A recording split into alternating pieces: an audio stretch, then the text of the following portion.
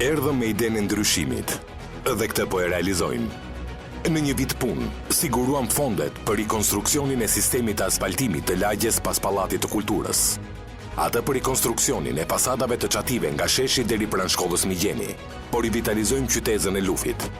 Po ndërtojmë rrugën Qelz-Liçeni Komanit. Siguruam fonde për mjediset sportive në qytet. Kemi bërë investime në infrastrukturën e shumë fshatrave. Hartuam projekte për infrastrukturën në tërësi. Po ofrojmë falas procedurën për formalizimin e tokës. Administrata eficiente ishte objektivi që ja arritëm.